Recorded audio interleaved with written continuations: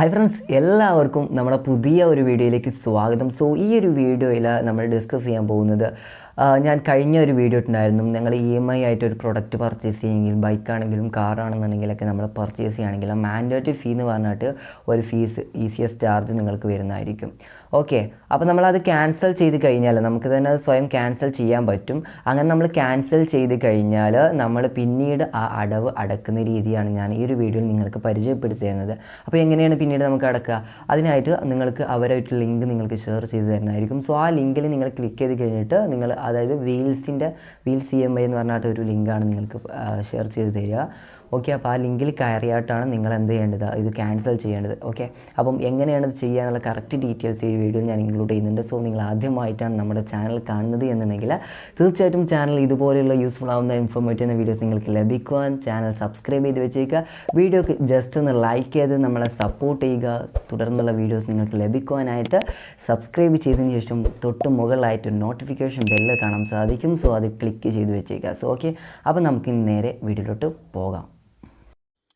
അപ്പോൾ നിങ്ങൾക്ക് ഇതുപോലൊരു ലിങ്ക് വരുന്നതായിരിക്കും. ആ ലിങ്കിൽ നിങ്ങൾ ക്ലിക്ക് ചെയ്ത് കയറുക. ഓക്കെ, അപ്പോൾ ഞാൻ ഈ ലിങ്കിൽ ചിലപ്പം ഈ ലിങ്കിന് ആവണം എന്നില്ല. വേൾഡ് ലൈൻ എന്ന് പറഞ്ഞിട്ടുള്ള ലിങ്കാണ്. സോ ഇവിടെ നിങ്ങൾ കാണാൻ സാധിക്കും നമ്മളെ mobile number, payment request date, request amount, ഇങ്ങനെ തുടങ്ങിയിട്ടുള്ള റെഫറൻസ് നമ്പർ, ഇതിലുള്ള ഡീറ്റെയിൽസും കാര്യങ്ങളൊക്കെ കാണാൻ പറ്റും. ഇവിടെ നിങ്ങൾക്ക് വ്യൂ ഡീറ്റെയിൽസ് എന്ന ഭാഗത്ത് ക്ലിക്ക് ചെയ്ത് കഴിഞ്ഞാൽ ഒന്നുകൂടി കുറച്ചും കൂടി എക്സ്ട്രാ ഡീറ്റെയിൽസ് നിങ്ങൾക്ക് വേണ്ടി കാണാൻ സാധിക്കും. മെർച്ചൻ്റ് നെയിമും ബിൽ നമ്പറും, അതുപോലെ തന്നെ distributor identifier, agent mobile number, customer identifier, amount for payment, product identifier, ഇങ്ങനെ തുടങ്ങിയിട്ടുള്ള ഡീറ്റെയിൽസ് കാണാൻ സാധിക്കുന്നതായിരിക്കും. സോ നമ്മളത് നോക്കേണ്ട ആവശ്യമില്ല. ജസ്റ്റ് നിങ്ങൾ എന്ത് ചെയ്യുക, ഇവിടെ കാണുന്ന, അതായത് വീൽസ് EMI പ്രൈവറ്റ് ലിമിറ്റഡ് എന്ന് പറഞ്ഞിട്ടുള്ള ഒരു വെബ്സൈറ്റ് ആണ്. ഓക്കെ, അപ്പം ജസ്റ്റ് നിങ്ങൾ അതിലൊന്ന് ക്ലിക്ക് ചെയ്തിട്ട് പേ നൗ എന്നുള്ള ബട്ടൺ ക്ലിക്ക് ചെയ്ത് കൊടുക്കുക. ഓക്കെ, അപ്പോൾ എനിക്ക് ഞാൻ പറഞ്ഞുതരാം. എനിക്കിത് ഇവിടെ തന്നെ ഇതുപോലെ മാൻഡേറ്റ് ഫീ എന്ന് പറഞ്ഞിട്ട് ECS ചാർജ്, ഓക്കെ, ഇപ്പം 13 രൂപ എനിക്ക് ആദ്യം എൻ്റെ അക്കൗണ്ടിൽ നിന്ന് അവർ ഡെബിറ്റ് ചെയ്തിട്ടുണ്ടായിരുന്നു. ശേഷം ഒരു 223 രൂപയും എന്ത് ചെയ്തിട്ടുണ്ട്, ഡെബിറ്റ് ചെയ്തു. സോ ഇതെന്തിനാണ് ഇത് എനിക്ക് ഡെബിറ്റ് ആയിട്ടുള്ളത് എനിക്ക് കറക്റ്റ് അറിയില്ല. സോ നിങ്ങൾക്ക് കൂടി കാണാൻ സാധിക്കും നമ്മളെ ബാലൻസ് ഇല്ലാത്തത് കൊണ്ടാണ് ഈ ഒരു ചാർജ് എടുത്തിട്ടുള്ളത്. എന്തുകൊണ്ടാണ്, എന്തിനുള്ള ബാലൻസ് ആണെന്ന് എനിക്ക് പിടുത്തം കിട്ടുന്നില്ല. മീൻസ് ഇപ്പം നമ്മൾ EMI അടയ്ക്കാനുള്ള ഡേറ്റ് ആയിട്ടില്ല, ആ ആവുന്നതിന് 2 ദിവസം മുമ്പ് ബാലൻസ് കീപ്പ് ചെയ്താൽ മതി എന്നൊക്കെ അവർ പറഞ്ഞിട്ടുണ്ട്. പക്ഷെ ആ ഡേറ്റ് ആയിട്ടുമില്ല. പിന്നെ എന്തിനാണ് ഈ ഒരു ക്യാഷ് എടുത്തിട്ടുള്ളതെന്ന് ചോദിച്ച സമയത്ത് ഇത് സർവീസ് ചാർജ് ആണെന്നാണ് പറഞ്ഞിട്ടുള്ളത്. സോ ഓക്കെ, അപ്പം നിങ്ങൾ ഇത് പേയ്മെൻറ്റ് ചെയ്യേണ്ടത്, ഞാൻ അപ്പോൾ മാൻഡേറ്റ് ക്യാൻസൽ ചെയ്തുകൊണ്ടാണ് എനിക്ക് ഇതുപോലെ പേയ്മെൻറ്റ് EMI അടക്കേണ്ടി വന്നിട്ടുള്ളത്. സോ പേനോ എന്ന ബട്ടൺ ക്ലിക്ക് ചെയ്ത് കഴിഞ്ഞാൽ net banking, wallet, debit card, UPI, ഇങ്ങനെയുള്ള 4 ഓപ്ഷൻസ് ഉണ്ട്. സോ നിങ്ങൾക്ക് ഇതിൽ ഏറ്റവും നിങ്ങൾക്ക് യൂസ്ഫുൾ ആവുന്ന, നിങ്ങൾക്ക് പെർഫെക്റ്റ് ആയി തോന്നുന്ന ഏതാണോ നിങ്ങൾ സെലക്ട് ചെയ്യാമെന്ന് വെച്ചാൽ ഞാൻ UPI കൊടുക്കുന്നുണ്ട്. UPI പനി UPI ആപ്പ് ഉണ്ട്, ബൈ QR കോഡ് വെച്ചിട്ട് ചെയ്യാൻ പറ്റും. ഞാനിവിടെ UPI ആപ്പ് തന്നെ ചൂസ് ചെയ്തിരുന്നത്.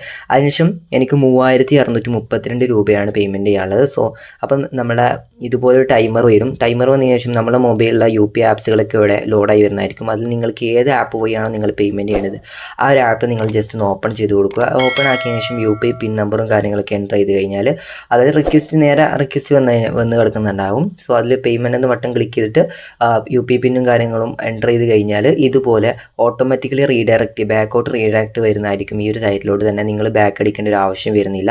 ഇതുപോലെ വന്നു കഴിഞ്ഞാൽ നിങ്ങൾക്ക് വേണ്ടിയിട്ട് കാണാൻ സാധിക്കും ഡിയർ, നിങ്ങളുടെ നെയിം കാണാൻ സാധിക്കും. Thank you for payment, we have received your payment of 3632 rupees. Okay, അപ്പോൾ നമുക്കിങ്ങനെ കിട്ടിയിട്ടുണ്ട്. നമ്മുടെ ട്രാൻസാക്ഷൻസും കാര്യങ്ങളൊക്കെ നമ്മൾ സക്സസ്ഫുള്ളായി ചെയ്തിട്ടുണ്ട്. അപ്പം ഈ ഒരു മാസത്തെ പേയ്മെൻറ്റ് ഇതുപോലെ നമ്മൾ കംപ്ലീറ്റ് ആക്കി കഴിഞ്ഞു. ഓക്കെ, അപ്പോൾ നിങ്ങൾക്ക് കാണാൻ സാധിക്കും പേയ്മെൻറ്റ് ട്രാൻസാക്ഷൻ ഐഡിയും കാര്യങ്ങളൊക്കെ. ജസ്റ്റ് ഒന്ന് സ്ക്രീൻഷോട്ട് എടുത്ത് വെക്കുക. അതിനുശേഷം പ്രിൻറ്റ് റെസിപ്റ്റ് എന്നുള്ള ബട്ടൺ ക്ലിക്ക് ചെയ്ത് കൊടുക്കുക. പിന്നെ ഒരു കാര്യം പ്രത്യേകിച്ച് പറയാനുള്ളത്, അത് നിങ്ങൾക്ക് എന്തെങ്കിലും പ്രോബ്ലം കാര്യങ്ങളൊക്കെ ഉണ്ടെങ്കിൽ ഈ ഇമെയിൽ വഴി, ഈ മൊബൈൽ നമ്പർ വഴി നിങ്ങൾക്ക് ബന്ധപ്പെടാവുന്നതാണ്. പ്രിൻ്റ് ഔട്ട് എന്ന ബട്ടൺ ക്ലിക്ക് ചെയ്ത് കഴിഞ്ഞാൽ നിങ്ങൾക്ക് ഇതുപോലെ പ്രിൻറ്റ് കിട്ടുന്നതായിരിക്കും. സോ നിങ്ങൾക്ക് ആ മുകളിൽ കാണുന്ന PDF എന്ന ബട്ടൺ ക്ലിക്ക് ചെയ്തിട്ട് നിങ്ങൾക്ക് ഇത് PDF ആയിട്ട് സൂക്ഷിച്ച് വെക്കാവുന്നതാണ്. ഓക്കെ, ഇനി പ്രധാനപ്പെട്ട ഒരു കാര്യം പറയാനുള്ളതെന്ന് വെച്ചാൽ, നിങ്ങളിപ്പോൾ ഈ EMI അടക്കുന്നത് ഇപ്പോൾ 2 ദിവസം പിടിക്കും അതൊന്ന് അപ്ഡേറ്റ് ആയി വരാൻ. സോ അതുകൊണ്ട് അതുവരെ ഒന്ന് വെയിറ്റ് ചെയ്യുക. ഓക്കെ, അപ്പോൾ എന്തായാലും നിങ്ങൾക്ക് എന്തെങ്കിലും മാൻഡേറ്റ് ക്യാൻസൽ ചെയ്ത് കഴിഞ്ഞാൽ നിങ്ങളുടെ അടവ് തെറ്റാതെ നിങ്ങൾക്ക് അടക്കണമെന്നുണ്ടെങ്കിൽ ഇതുപോലെ ഒരു ലിങ്ക് ഷെയർ ചെയ്ത് തരുന്നതായിരിക്കും അവർ.